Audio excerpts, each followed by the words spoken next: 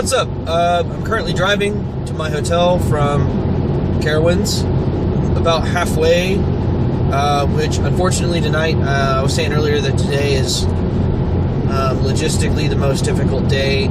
It's not so much logistically, but more just a lot of driving at the end of the day. And so it's pretty late. I'm almost into West Virginia, which means I've pretty much passed through Virginia. And yeah, so I want to talk about Carowinds. I want to talk about my thoughts of the whole park in general, as a whole, and touch on some of the specific rides and what I thought about them. I got to Carowinds at about 1:30. I was able to park not too incredibly far away from the entrance, but still pretty far away. I got to the park. It was pretty busy. I was really happy that I got the Fast Lane Plus. That worked out pretty well for me because it was busy and it did definitely come in handy. So I ended up staying till close. I wasn't necessarily planning on staying till close because I knew that I had about 4 hours worth of driving to do after I left, which I've done before. I've stayed at a park until close and driven about 4 hours. And like I said before, I'm a late night person, so even when I'm tired, which I am, I really have no trouble staying up pretty late into the night. But unfortunately, I will be arriving at my hotel pretty late, and I should still have time to get some sleep. And unfortunately, again, tomorrow morning, I have about 4 hours more to drive until I get to Cedar Point. So this is definitely the most difficult part of the trip in terms of the overnight and getting to the park the next day.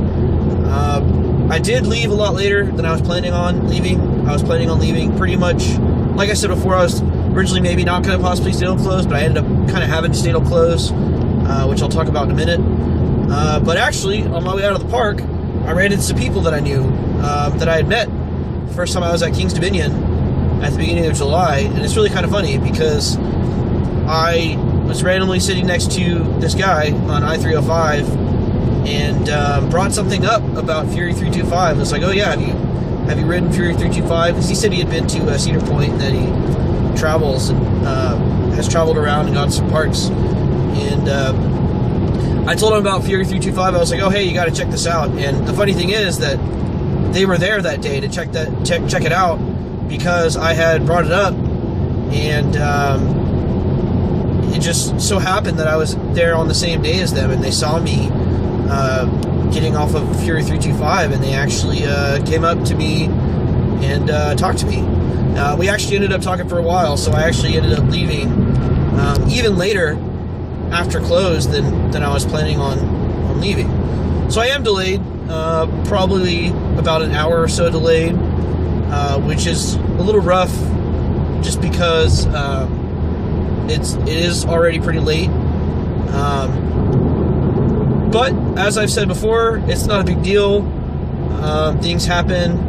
I'm going through a tunnel right now, which is kind of cool. I think it's going through a mountain. So that's not, it's not a big deal.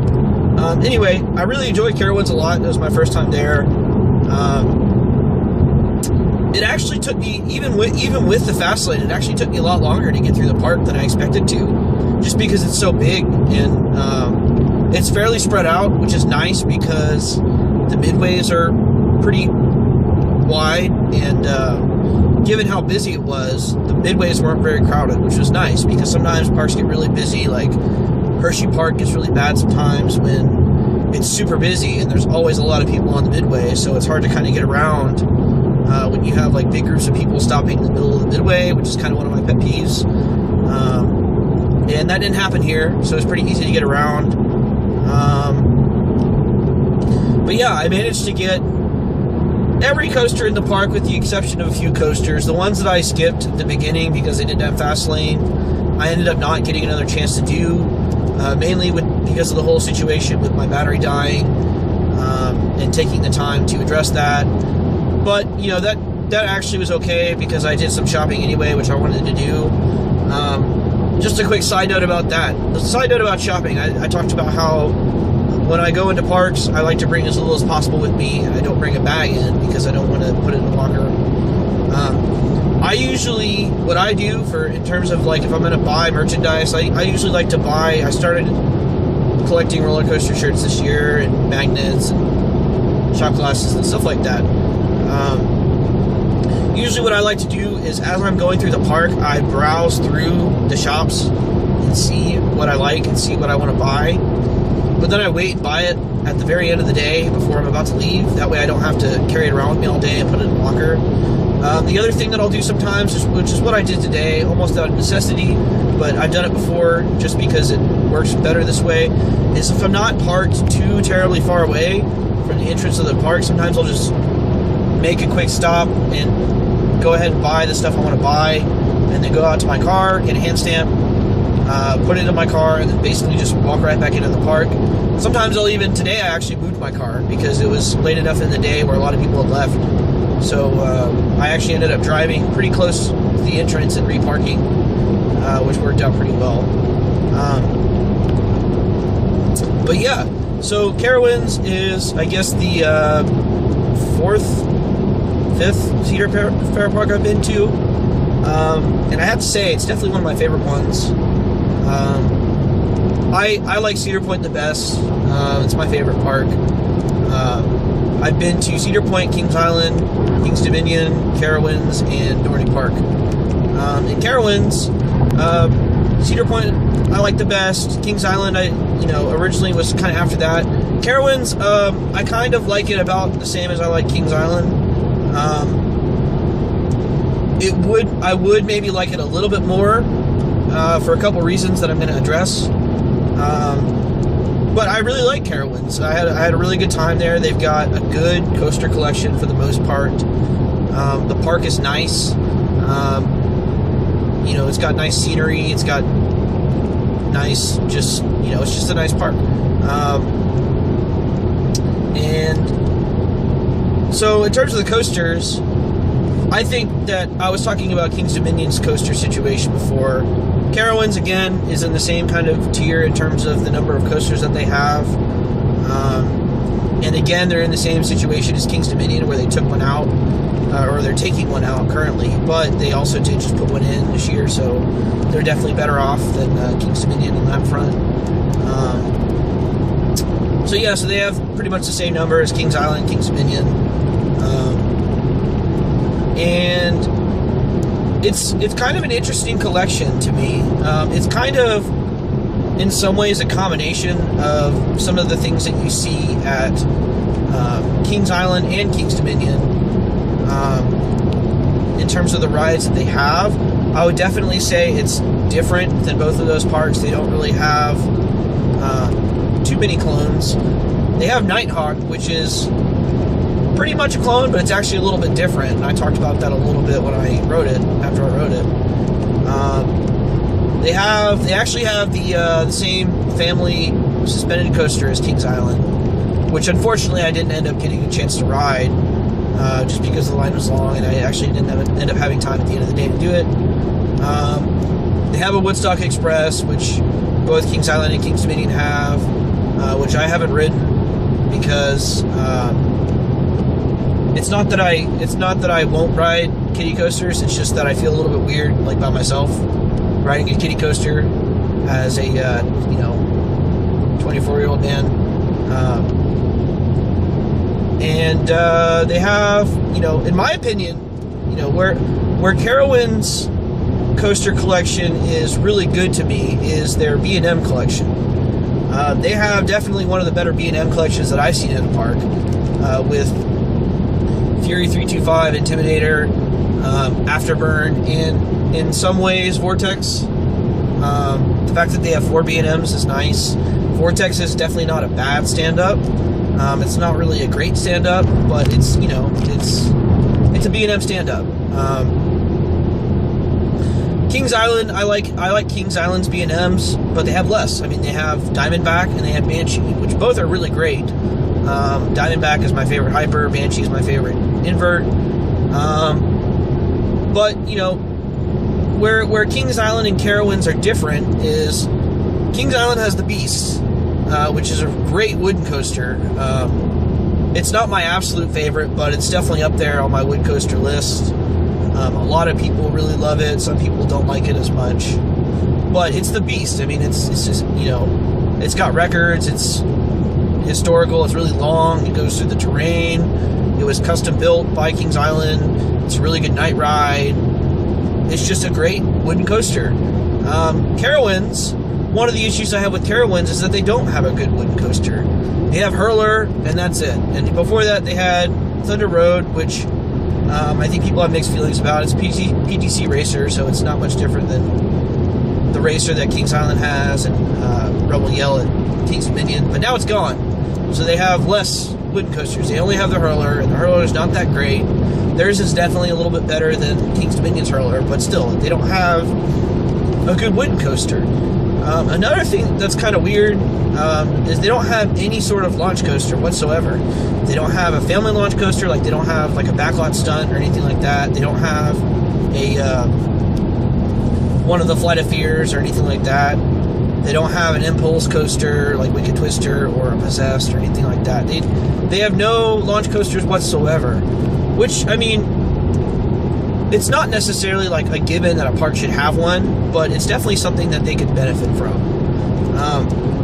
I feel like if Carowinds got a really good, awesome wooden coaster, like maybe a GCI or even a Rocky Mountain, if Cedar Fair ever decides to start working with Rocky Mountain, which hopefully we'll see soon. I think if they got a really awesome wooden coaster and then they got some sort of launch coaster that's substantial, like something more than like an impulse or more than a little bit more intense than like a backlot stunt coaster, like a substantial launch coaster, maybe not necessarily like a blitz coaster,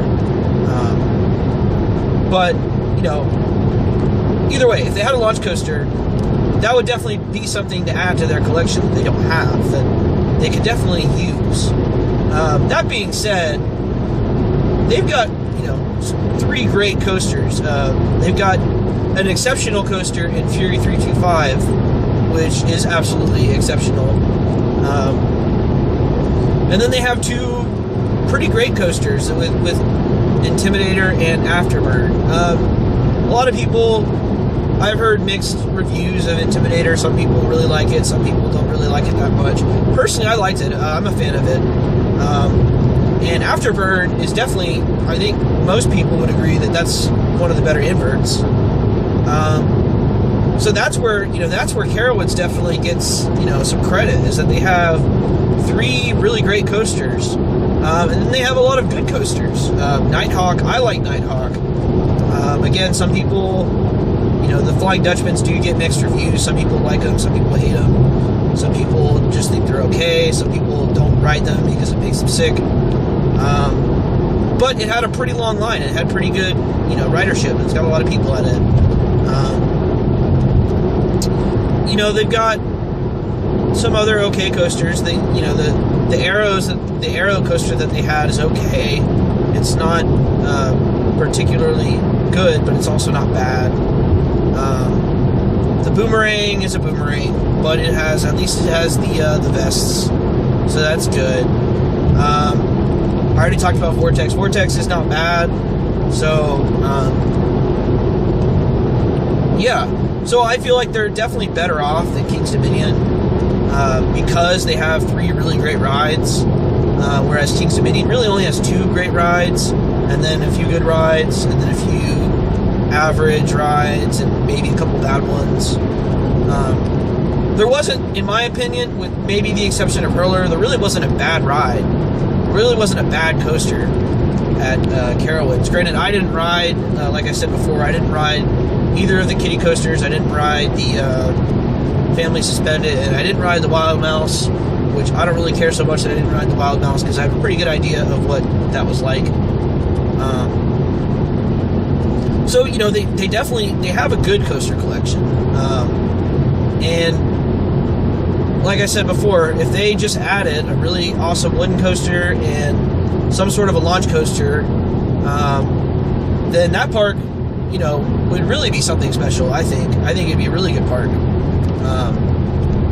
As I said before, I think it's kind of maybe tied with Kings Island for me in terms of the Cedar Fair parks, right after Cedar Point. Kings Dominion is definitely not as good to me as Carowinds was, and I like Dorney a lot, but you can't really necessarily compare Dorney just because it's smaller, it has less rides, but I do like Dorney a lot. So yeah, Carowinds is really really good. One thing that kind of bugged me was the operations. On some rides, the operations were really good. On Fury 325, the operations were really good. On the Carolina Cobra, they actually were, seeming like they were making an effort to get people through. Afterburn, the operations were pretty bad, actually. But all 4 times I rode it, they stacked trains. And they stacked them for a while, too. They weren't just, they stacked trains on that. The mine train was pretty bad. They stacked trains on that.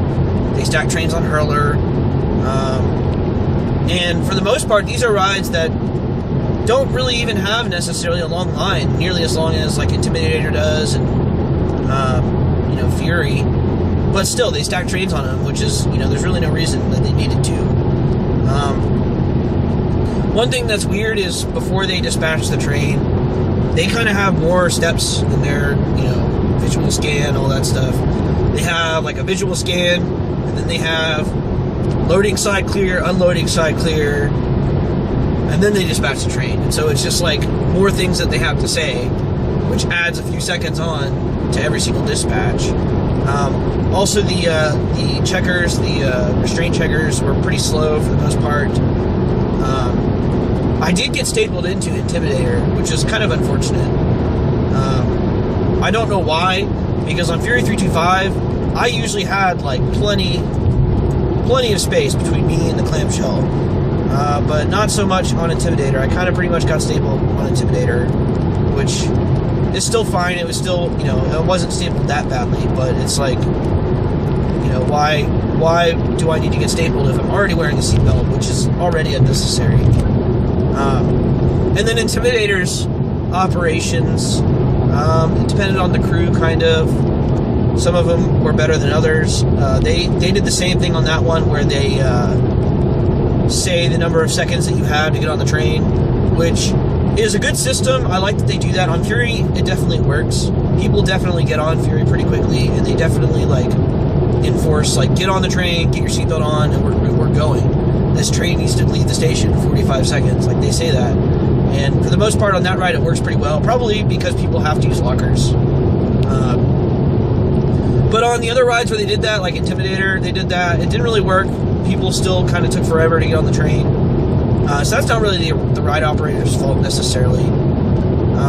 But they were pretty slow with checking, and they didn't really communicate very well. Anytime they had to unlock seats, usually the person, I guess the head ride op, the one that's running the panel, would take forever to realize that somebody's telling them to unlock some seats. That happened on multiple rides and on multiple occasions, which really bugged me. I mean, that's their job. Oh, you need to unlock these seats because there's an issue with just this, these rows. And they can usually unlock certain rows. The B&Ms, I think it's every 2 rows or something they can unlock. So that was kind of an issue. The ride-offs really didn't communicate very well with each other in some of the cases. So the operations, they weren't the worst operations I've ever seen. But they definitely weren't the best. Some rides were really good, some rides were okay, and some rides were pretty bad operations. It was really cool being there when I was, because the haunt hasn't started yet, but they have a lot of the haunt stuff already out. Pretty much the entire park was full of haunt stuff, which, as I said before, I haven't gone to many haunts. I'm planning on hopefully going to a couple this year, but I'm usually pretty busy in October, so it may not happen at all. But, and I don't know much about Carowinds haunt, but to me, it looked like it should be a good haunt. I mean, there was literally scare zones and mazes, I guess houses everywhere throughout the entire park, and all the scenery was already out. Obviously, these characters aren't out yet or anything like that, but And it's really cool to me how they put the S's on the signs to say Carowinds, and they do it pretty much on every single sign. Like any sign that has the word Carowinds on it, they put an S. So on all the ride signs, they put an S. All the park signs, they put an S. So it's kind of cool because it's like the park changes to Carowinds. It's not just like the name of the event. The park is Carowinds. You were riding the Carolina Cobra. You're not riding the Carolina Cobra at the Carowinds event, which I thought was kind of cool. The employees generally were pretty friendly. There was a couple times where the ride ops weren't super friendly, but generally everybody's pretty friendly. It's in the South, which I'm from Texas, and so I'm kind of used to people being friendly until I moved to New York, where not everybody's friendly all the time. And so for me to come back down to the South and people to actually be really friendly, like when they're in my way and they realize that they're in my way, oh, I'm sorry, and just little things like that. Like the people, it's Southern hospitality stuff. People were really nice, which I liked a lot. So the clientele is good. Yeah, it's a really great park. Fury was really awesome. As I've said before, I like the back seat better. I did get a chance actually to ride the left side of the train. I got a chance to ride in most of the train. I ended up riding, so I did pretty much every ride in the park once, at least, except for the ones that I skipped, which I mentioned earlier. I did Afterburn 4 times, I did Intimidator 4 times, and I did Fury probably a dozen times, just because that's really the whole point of me going to Carowinds, is to ride Fury. I knew it was going to be an awesome ride.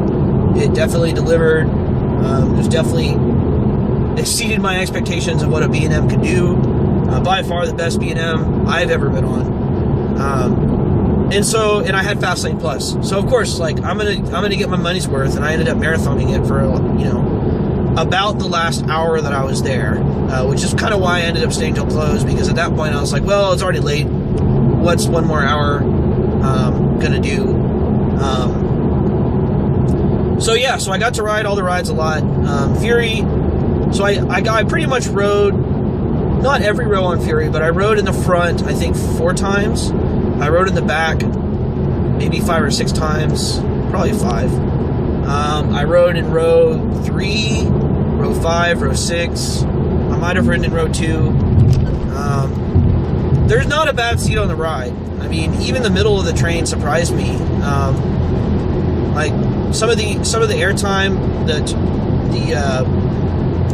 airtime on the bank turns, you still get that in the middle, depending on which side of the train you're on. In some cases, even more than the front or the back, which really surprised me. The left side of the train, in my opinion, is definitely better than the right side of the train, mainly because a lot of the major bank turn airtime moments are on right turns. So being on the left side of the train puts you on the outside of the turn, so it puts you higher up, which kind of pops you out that way. It didn't work as well, like the downward pop, like you would get on like a Sky Rush or something like that, where you're actually on the outside of the train. So I like the left side for sure. The left side definitely made the front better than it was when I rode it in the right side. And I had some really great rides in the front and some really great rides in the back. Like, I like the back better, but that's a personal opinion. I can easily see how somebody would like the front better. In my opinion, the back is kind of better for the first half of the ride, and the front is better for the second half of the ride. The back, you get thrown over the first drop, you stay out of the seat for the whole first drop. It's probably one of the best drops on a coaster. And then the back, you get the pops on, you get a little bit on the first big turn, the top of the first big turn, which then kind of does like an S down, and then it goes into like a heavier, like a lower to the ground turn, and it does a couple. It goes turns right, and then it goes over the entrance with the left turn. In those, you definitely get more in the back than you do in the front in terms of the airtime. And then it goes into the big turnaround treble clef thing, which again, in the back, you get a lot more of.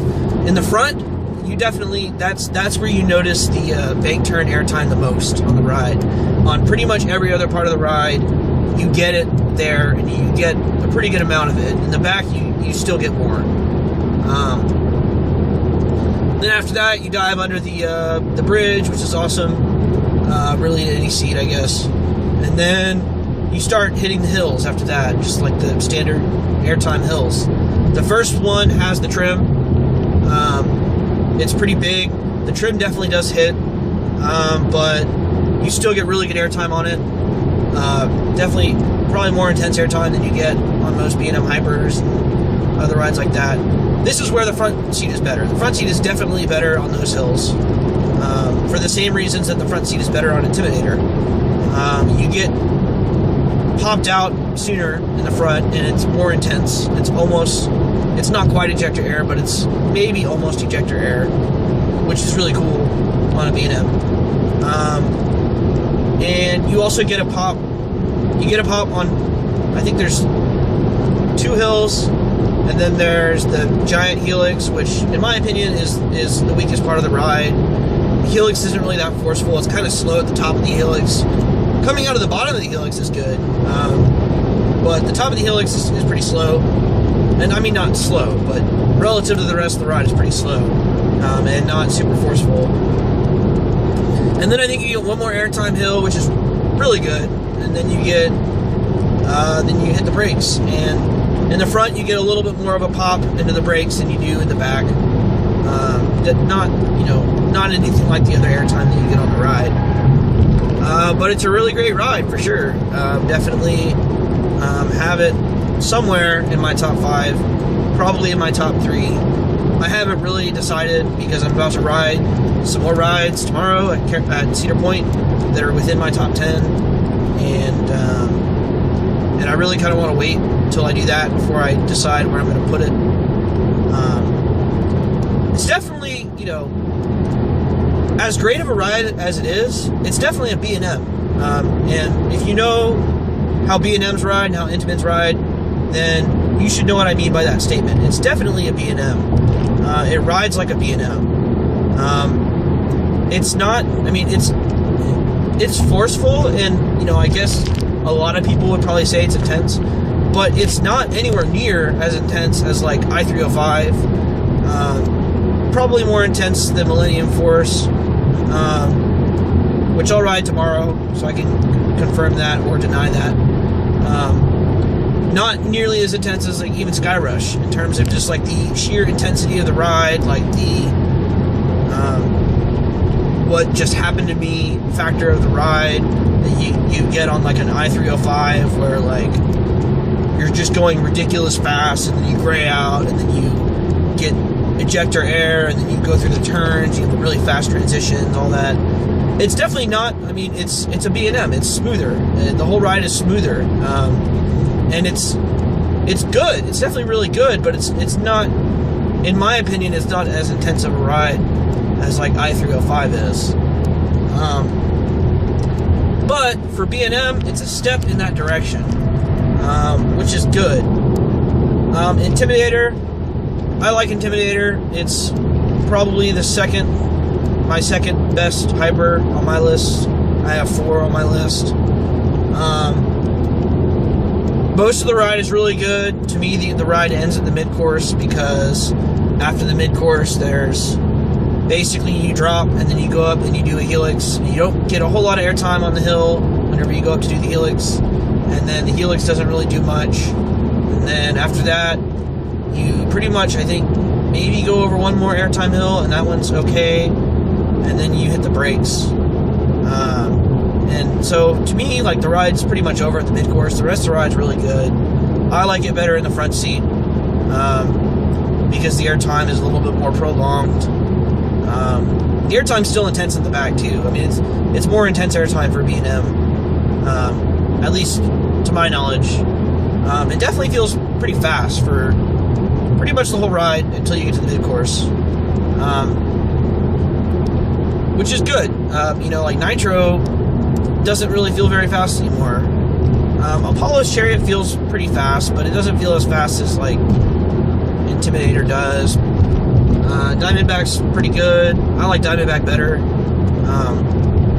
But yeah, it's a good hyper. Afterburn to me is one of the highlights of the day. I really liked Afterburn a lot. It's kind of like a middle-sized, I guess you'd call it, invert. I think it's about the same height in speed as like Raptor is. Maybe Talon is in that category. But it's definitely one of the more intense ones. It's definitely I would say it's probably, of the ones I've ridden Banshee, Raptor, Talon, Great Bear, Alpengeist, and some Batman clones. I would definitely say it's about the closest one to me that it felt like to me was Raptor, where it's got some tight elements, at least proportional to the size of the ride. Not quite as tight as like the loops on like the Batman clones, for instance, but still pretty tight. Like you go pretty quickly through the top of the loop. The Immelman's good. The Zero G was really good. I really like the Zero G roll. I'm a pretty big fan of Zero G rolls, especially when they're as good as that one was. Then you have this awesome kind of Batwing sort of thing that I don't really think is technically a Batwing, but a lot of people call it a Batwing, where you go up and you do a pretty tight twist at the top. I mean, it's basically like a dive loop, but you do like a tighter twist at the top, and then you drop down into this tunnel which goes underneath the path to the I guess the south exit. I don't know if it's the north or south exit, but it's the smaller of the two entrances. You go underneath the path to that, and it's kind of walled in, so it's like a tunnel almost. And then you go up and do the other side of it, and you come out of it, pretty much just like a Batwing, but I don't think it is a Batwing. And that element is really awesome. You get a lot of speed going down into that trench. Really, the whole ride, I mean, you got a lot of trenches on it. Basically, all the elements go down into a trench, which I like a lot, and it's taken with a lot of speed. The speed's maintained throughout the entire ride, with the exception of just the top of the little hill that it has after it comes out of the pretzel twist Batwing thing, which I was kind of hoping would be a little bit like Talon and give you a little pop of airtime coming down it, but it didn't. So to me, that's the weakest part of the ride. And then you go through the corkscrew, which is pretty tight corkscrew. Take it pretty quickly. You do get like a little bit of a headbang, but it's really not that bad. And then you go through the helix, which is pretty good. I wouldn't say it's as forceful as like Raptor's helix, which is one of the more forceful helixes on an invert that I know of. But it's still pretty good. And then you hit the brakes. So you definitely, I think the best thing about the ride is that it doesn't have a mid-course, because it keeps the speed throughout the entire ride. Definitely one of the highlights of the day. Tomorrow I'm going to Cedar Point, which I'm pretty excited about. I've been to Cedar Point once. Well, I was there for a few days, but I only made a trip to Cedar Point once. And that was last year. So I'm definitely looking forward to seeing some of the new things that are going on there and comparing some of the rides. But yeah, Carowinds definitely, I think it's worth a visit. I think personally, to me, it's a park that is worth traveling to, even if you're far away. More so than like a King's Dominion. Probably just about as much as like a King's Island. If you go there, you're about 5 hours away from Busch Gardens, Williamsburg, which is definitely worth a visit as well. So if you're looking for like some parks to go to, that's maybe a good spot. It's also, I think, 5 hours away from Six Flags Over Georgia, and maybe a little bit less from Dollywood, which unfortunately I wasn't able to make the trip to either of those parks on this trip, I've never been to either of those parks. I kind of want to do those next year because Dollywood's getting Lightning Rod, which I'm pretty excited about. So hopefully I'll do that next year. But, if you want to go to the Carolinas and you want to go to a good Cedar Fair park, definitely Carowinds is definitely a good park to go to. But yeah, so I'm going to make my way to my hotel. I'm, definitely more than halfway. I think I have a little over an hour to go, just a little bit. Pretty tired, but it'll be okay. Tomorrow should be a good day.